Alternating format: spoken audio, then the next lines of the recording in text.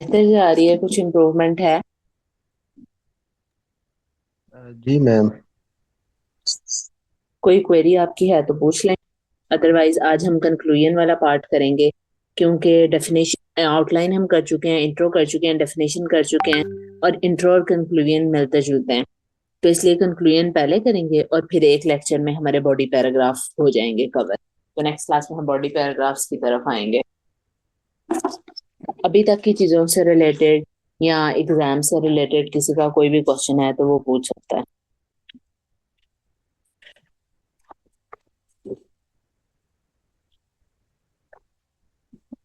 जी।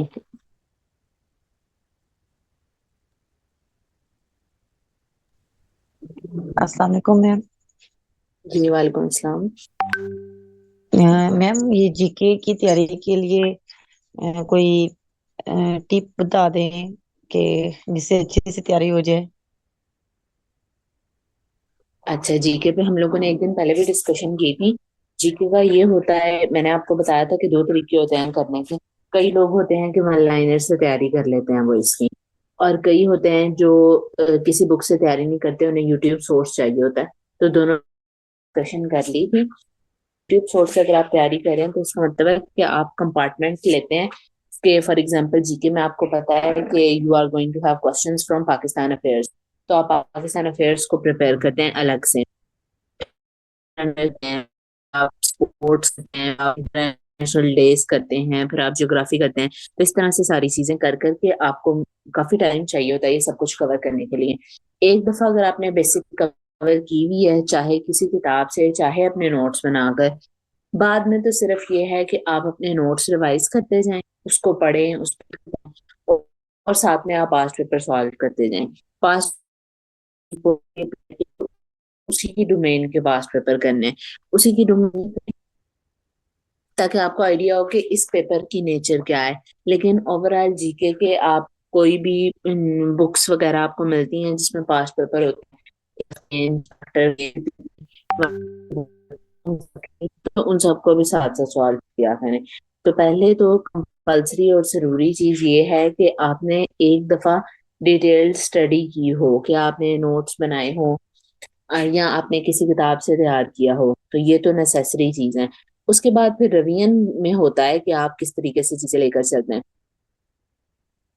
Tip इसकी यही है कि आप चीजें अपने नोट साथ साथ रिवाइज करते जाएं, और साथ साथ आप जो है पास्ट पेपर सॉल्व करते जाएं, चाहे वो उसी पोस्ट के हो जाए चाहे कोई और हो जाए।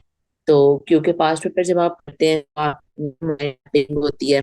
सपोज आपने पास्ट पेपर आ गया है जो डैम से रिलेटेड है, अब आपने डैम का जब टॉपिक कवर किया होगा, तो आप उस एमसीक्यू के साथ अपने नोट्स में जाके वो डैम्स वाला जो जो भी दो तीन पेज होंगे वो कवर कर लेंगे।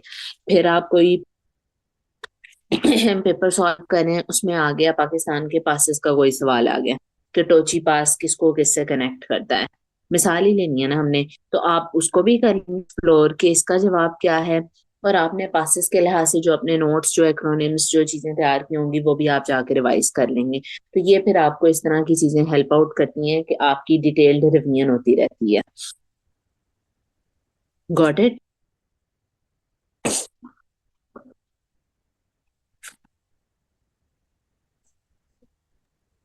जी, समझ हाँ, आ गया आपको? जी जी मैम, समझ आ गई है। जी, और किसी का सवाल है?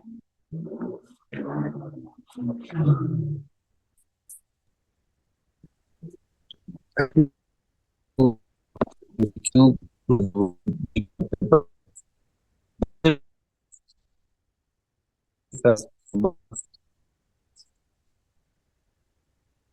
मैसेज किसकी तरफ से?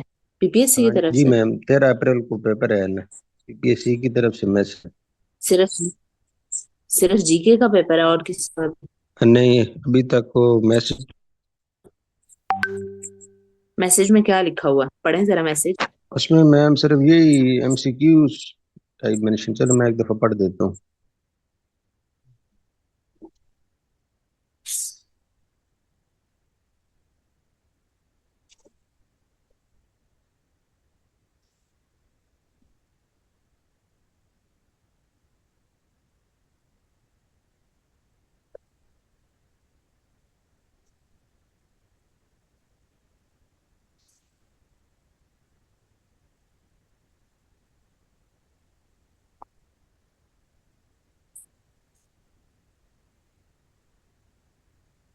इसमें मैम लिखा हुआ है, you have been admitted provisionally to appear in the test examination MCQ type, you are being called for the subject written test examination without scrutiny of your application. Hmm. हाँ, इससे तो यही पता चलता है कि पहले जीके का और फिर ऐसे का दोनों इकट्ठे होंगे इंग्लिश उर्दू के। रोल नंबर स्लिप्स आ गई हैं, उस पर मेंशन होगा, उधर से पता चल जाएगा। जी मैम, मैं ये रोल नंबर स्लिप से ही पढ़ रहा हूँ। और टाइमिंग क्या है पेपर की? 2 बजे है। कितना है, क्या का पेपर है?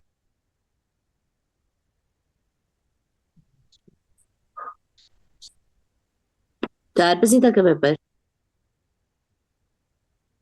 खैर, जो अगर मैसेज में सिर्फ एमसीक्यू टाइप मेंशन है तो पहले सिर्फ एमसीक्यू का ही होगा। डिटेल जो आप डेट अपनी जो रोल नंबर स्लिप डाउनलोड करते हैं उस पर एग्जैक्ट लिखा होता है, अगर ज्यादा पेपर होंगे तो उनका मेंशन होता है, अगर नहीं होते तो फिर नहीं होता। अच्छा, खैर, अब हम चलते हैं अपने टॉपिक की तरफ। आज हमने बात करनी है कंक्लूडिंग पैराग्राफ की।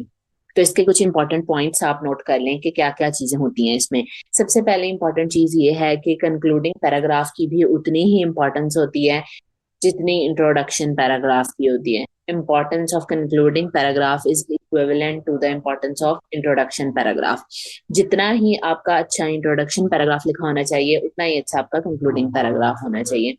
सेकेंड चीज इसके अंदर जो मोस्ट इम्पॉर्टेंट है वो ये है कि इंट्रोडक्शन और कंक्लूजन दोनों के अंदर सेम तरीके से बात होती है, लेकिन बात करने का अंदाज दोनों में एक दूसरे से ऑपोजिट होता है। अगर इंट्रोडक्शन के पैराग्राफ में आप आउटलाइन को फॉलो करते हुए सीक्वेंस से चल रहे हैं कि आप ऐसे की स्टेटमेंट के साथ जो है ऐसे की स्टेटमेंट को के हक में होते हैं, उस बात को आप लेकर शुरू करते हैं, उसके कॉजेज, रिकमेंडेशन और सोल्यूशन पे बात करते हैं। और कंक्लूडिंग पैराग्राफ के अंदर क्या होता है कि आप ये बात बताते हैं कि मैंने अपने हिस्से से वो बात साबित कर दी है जो मैंने अपने इंट्रोडक्शन के अंदर क्लेम किया था। और उसके बाद फिर आप बताते हैं कि हम पाकिस्तान ने ये चीजें इसके अंदर कर ली हुई हैं और इन इन चीजों की रिकमेंडेशन की जरूरत है। अभी मैं आपको सैंपल्स दिखाऊंगी, क्लास में लिखवाऊंगी, तो आपको आइडिया हो जाएगा कि कैसे होता है। अच्छा, थर्ड चीज हमारे पास इसके अंदर है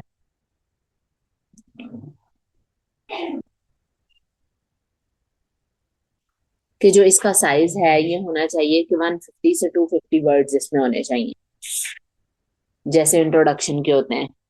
अगली चीज इसमें यह है कि आपने एंड हमेशा इसका अच्छा करना होता है। कभी भी आपने एंडिंग नोट में नेगेटिव तरीके से बात नहीं करनी, हमेशा उसको अच्छे तरीके से लेकर चलना है ताकि एग्जामिनर को पता चले कि बंदा होपफुल है।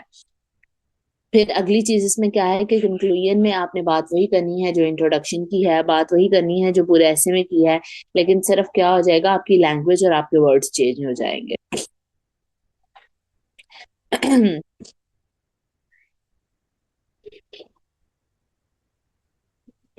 अगली जो इम्पोर्टेंट चीज है वो ये है कि आपने कंक्लूडिंग पैराग्राफ को कभी भी मिस नहीं करना, क्योंकि अगर आप अपना कंक्लूडिंग पैराग्राफ तो इस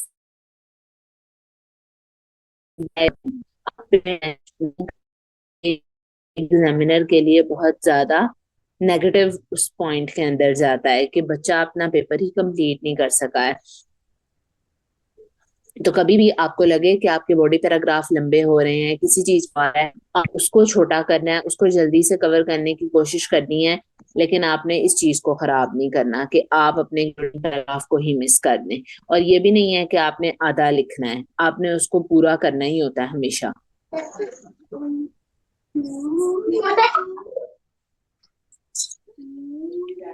ठीक है, ये सबसे ज्यादा इंपॉर्टेंट चीज है आपके ऐसे के अंदर, क्योंकि ऐसे की आउटलाइन, ऐसे का इंट्रोडक्शन पैराग्राफ, डेफिनेशन पैराग्राफ, ये सब लोग बड़े अच्छे तरीके से लिख लेते हैं, लेकिन जब आप जो लोग टाइम मैनेज नहीं कर सकते, जो ऐसे के एंड तक नहीं पहुंच सकते, तो इसका मतलब है कि वो अपने पेपर्स में टाइम मैनेजमेंट नहीं करते, उनकी पर्सनैलिटी में ये चीज नहीं हर एक रिवाज ना है मुझे।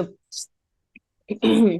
ठीक है, तो ये हमारे पास कोई 5 से 6 पॉइंट है जो हमने नोट रखने होते हैं कि हमने कंक्लूजन के अंदर क्या चीज करनी है। अब मैं, जैसे हमने पढ़ा था कि इंट्रोडक्शन के पैराग्राफ में हमने ऐसे की स्टेटमेंट लेनी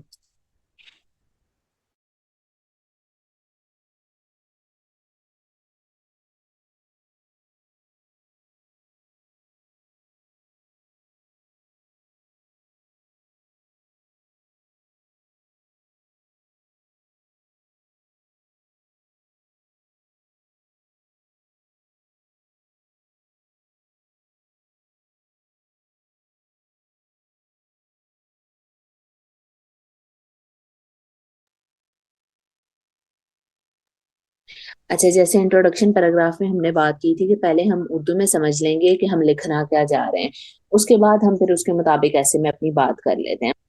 अब जैसे हमारे पास लिखे हैं, ऐसे की स्टेटमेंट आती है, crisis of good governance in Pakistan. Short तरीके से मैं समझाती हूँ आपको कि क्या चीज होगी crisis of good governance in Pakistan. तो इसकी आउटलाइन हम कैसे लिखेंगे?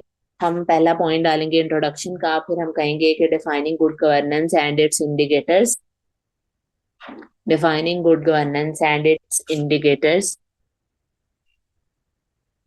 फिर हम लिखेंगे facts highlighting that there is crisis of good governance in Pakistan. Then हम बात करेंगे causes of crisis of governance in Pakistan. Then हम बात करेंगे recommendations for improving the situation of governance in Pakistan.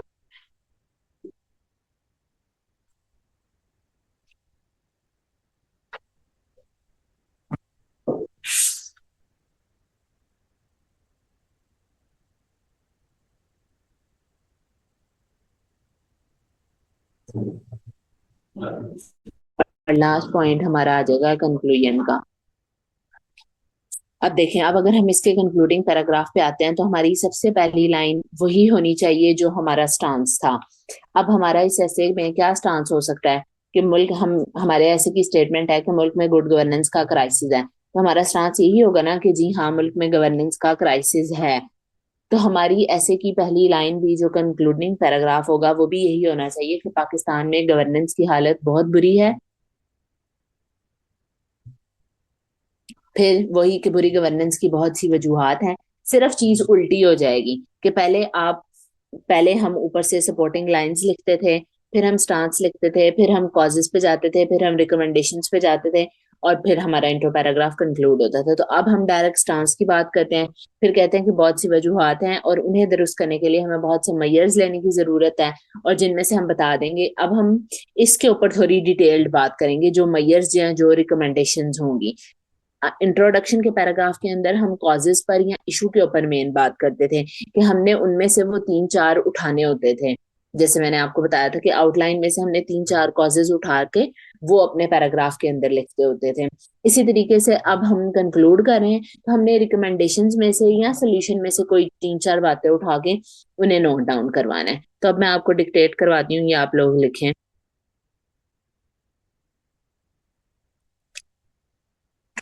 ऐसे की स्टेटमेंट है, crisis of good governance in Pakistan, इसका हम कंक्लूडिंग पैराग्राफ लिख रहे हैं। To conclude it can be said, to conclude it can be said without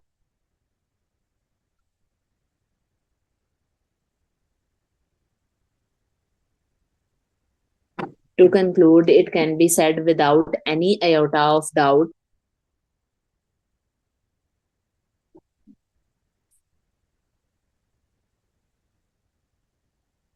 it can be said without any iota of doubt that governance has always been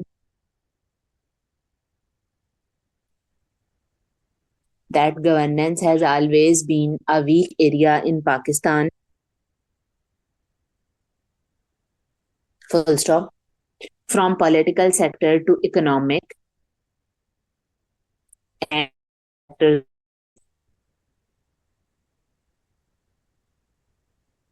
a number of instances can be quoted um, and to highlight the dismal situation of governance,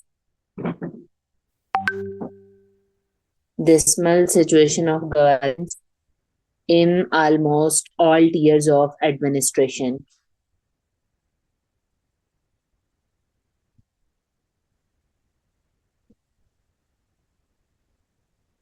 In almost all tiers of administration. तो ये देखें, पहली line के अंदर हमने उसे अपना stance बता दिया कि हम इस बात के हक में हैं कि गवर्नेंस पाकिस्तान के अंदर जो है वीक तरफ चल रही है, और फिर हमने उसे बता दिया political sector, economic sector, social sector, सबकी बात कर दी है कि इन सबसे ये चीज आइडेंटिफाई होती है कि गवर्नेंस की जो हालत है वो आजकल डिसमल ही चल रही है। अब आगे क्या करेंगे हम? Prevailing bad governance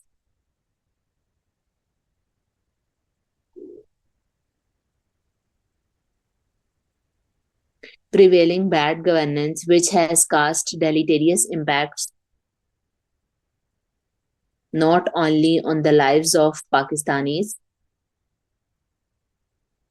but also on the international image of state.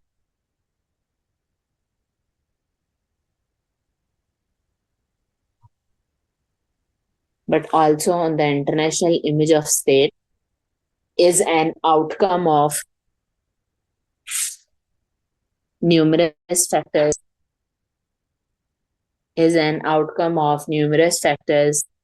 that have contributed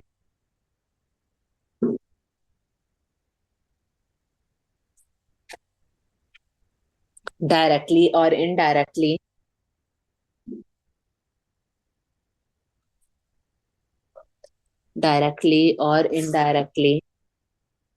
to its sustenance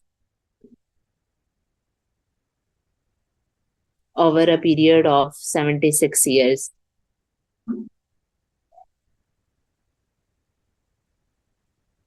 Being a chronic issue, अगर किसी को कोई वर्ड कोई स्पेलिंग समझ नहीं आता तो वो पूछ सकता है.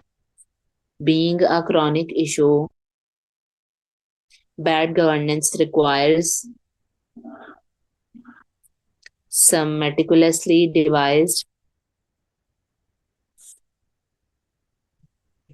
and wholeheartedly implemented measures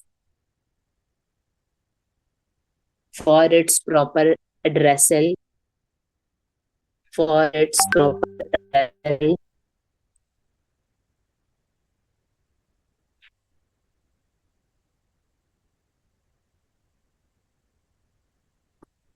proper addressal, like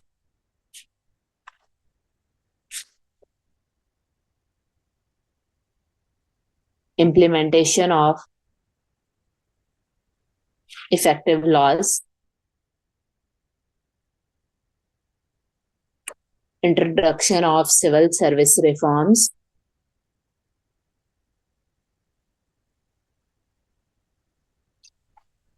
and technological interventions.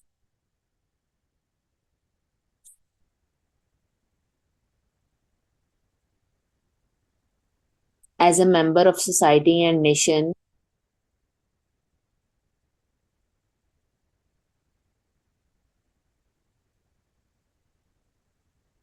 we never try to think beyond our personal interests. As a member of the society and nation, we never try to think beyond our personal interests, semicolon, sorry. We do whatever brings us direct or indirect benefit, comma, and avoid doing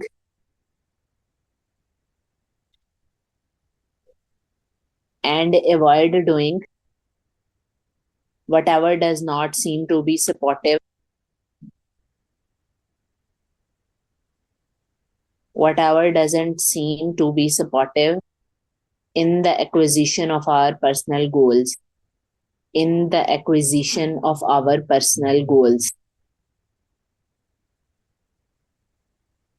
If things are to be changed,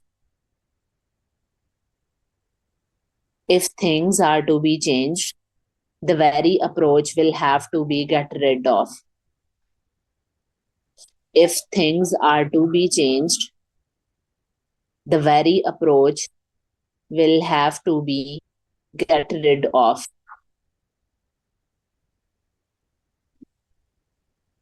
The shift from self-centered mindset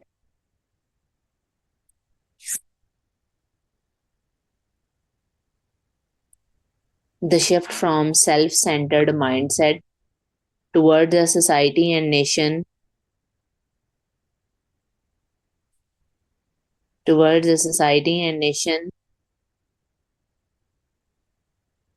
oriented approach is the only way forward.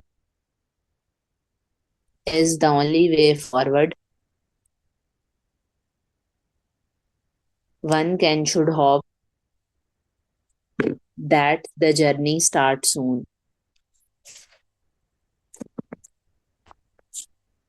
तो ये देखें, अब एक basic सा paragraph है जिसके अंदर आपका इंट्रोडक्शन, जिसके अंदर आपके वही बातें आनी है जो आपने इंट्रोडक्शन में लिखी थी। सिर्फ चीजें थोड़ी आगे पीछे हैं कि पहले आपने अपना स्टांस मेंशन कर दिया है, फिर आपने बता दिया कि कुछ वजूहात हैं जिसकी वजह से ये बुरी हालत में है, और इसको बुरी हालत से निकालने के लिए हमें ये स्टेप लेने की जरूरत है। और वो स्टेप लेने के बाद हमने थोड़ा सा आइडिया दे दिया है कि हम क्यों नहीं अभी तक इन सारी चीजों से निकल पा रहे हैं, क्योंकि हमारा माइंडसेट ठीक नहीं है, क्योंकि हमारी काम को करने की अप्रोच डिफरेंट है। तो अगर हम अपना फ्यूचर चेंज करना चाहते हैं तो हमें अपनी इस अप्रोच को चेंज करना पड़ेगा, और उसके बारे में हमने कहा है कि हम जल्दी ही कोशिश करते हैं कि हम ऐसा कर सकेंगे। तो ये हमारे पास सारा जो है सिनेरियो था, और इस तरीके से आपने कंक्लूडिंग पैराग्राफ लिखने हैं।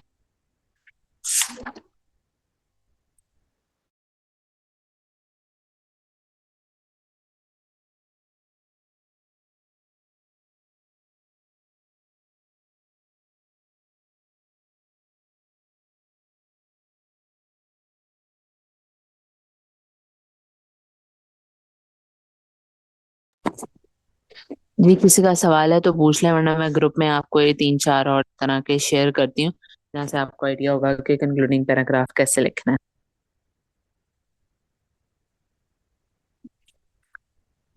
अस्सलाम वालेकुम मैम। जी, वालेकुम अस्सलाम। मैम पेपर में कितने टॉपिक्स पे आते हैं कि मतलब लिखना तो एक ही होता है, लेकिन कितने टॉपिक आते हैं और किन किन हाँ, जो है मौजू पे आ सकता है, सोशल इश्यूज पे आ सकता है या कुछ और, मतलब थोड़ा सा आइडिया आप दे टॉपिक सकते तो हैं। डिफरेंट होते हैं। ये आपको मेरे ख्याल से 3 आते हैं, उनमें से एक पे आपने लिखना होता है। तो टॉपिक आपके पास डिफरेंट तरह के होते हैं। जो सोशल इश्यूज चल रहे हैं, एजुकेशन से रिलेटेड हो सकता है, हेल्थ से रिलेटेड हो सकता है, मीडिया से रिलेटेड हो सकता है, वुमेन एम्पावरमेंट हो सकता है, ग्लोबल वार्मिंग और इन्वायरमेंट से रिलेटेड हो सकता है। इस तरह की चीजें होती हैं।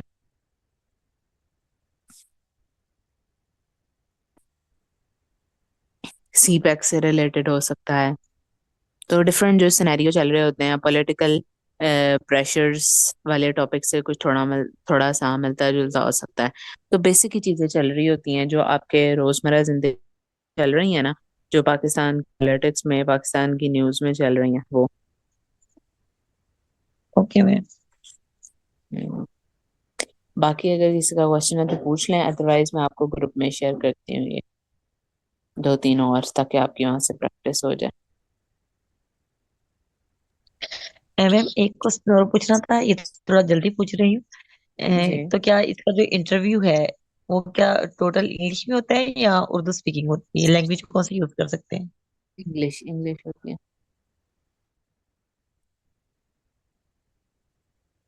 2-2.5 साल पहले तक होता था कि बाइलिंगुअल हो जाता था, लेकिन अब स्पेसिफिक इन्होंने कर दिया है कि इंग्लिश ही फोकस करते हैं। मतलब आप अगर उनके बातों का जवाब उर्दू में देना शुरू कर दो तो they are going to mention कि please speak only in English. वो मेंशन कर देते हैं, नहीं बोलने देते आपको उर्दू में।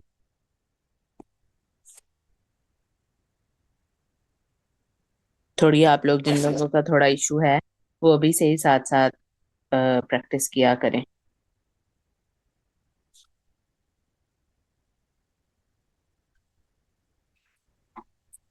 ठीक है।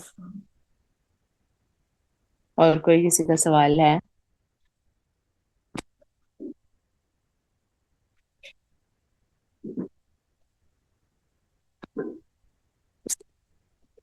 कोई क्वेश्चन नहीं है तो फिर हम एंड करते हैं।